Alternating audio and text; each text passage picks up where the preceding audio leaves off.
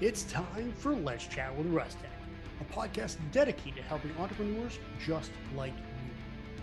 When starting out, entrepreneurs often feel they need to go it alone, and I'm here to tell you that's just not the case. Entrepreneurs have a lot of questions, and this podcast will give you the answers. My name is Nick Russell, and this is Let's Chat with Russtek. Hey, everybody, and welcome back to another episode of Let's Chat with Russtek. My name is Nick Russell, and today I want to talk about providing more value and giving something more to your audience.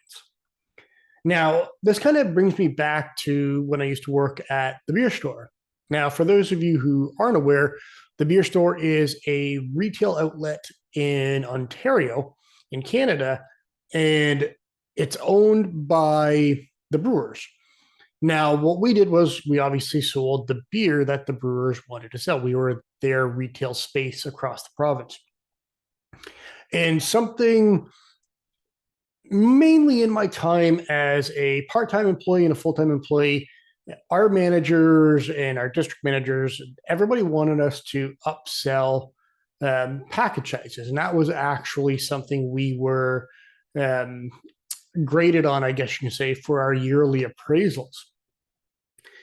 And at the time, I hated it. All of us, all of the part-timers, all the full-timers, we hated upselling. We knew who our customers were. We knew exactly what they wanted. If one of the regulars came in and they wanted one tall can, we knew that tall can was meant for when they got home.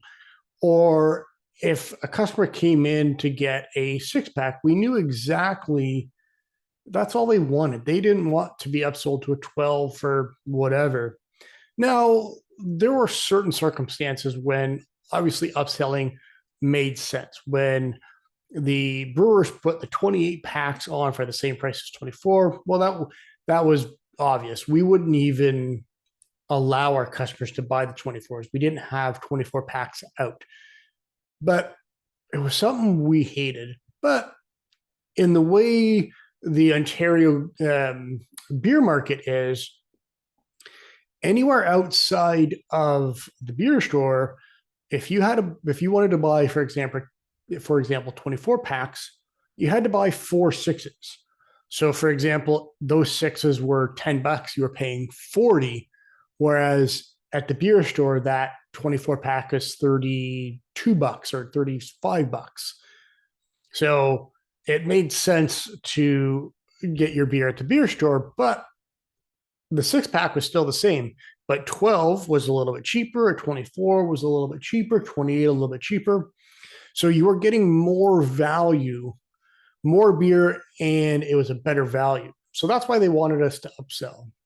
Now, kind of switching gears, it makes perfect sense for entrepreneurs, especially in my case as a digital marketer and somebody who's selling information and services, to upsell. Now, one really big example of providing more value to your audience is something that I've learned from Russell, and it's selling and teaching our frameworks. For example, I could have one framework. I could take a little bit of that framework and give that away for free. I can provide you value you need in a certain area. And then I could take that same framework, provide even more value in an upsell. And then in an upsell from that, or a one-time offer from that, I can provide even more value, all stemming from one framework. And it doesn't matter if you're in a digital space, if you're in a retail space, this is something you can do to your customers. What do you have that you can offer to your customers to provide more value? It could be product A, but product B can complement product A, and you could offer both of those at a better value, a better price than buying them separately. So when you look at your business and you look at the way you're selling your frameworks, you're selling your products, how could you provide your customers, your audience, with more value? The more value you can offer, the better that is for your customers, and the better it is for you as well. So really, that's all we wanted to touch on today. We wanted to talk about upselling, how much I hated doing it at the beer store, and how much I love doing it now. So with all of that said, I want to provide even more value to you. So let's have a conversation. Let's talk about how I can provide you value in growing your business. So with all that said, hopefully you got a little bit out of the podcast, and I can't wait to chat with you again next week.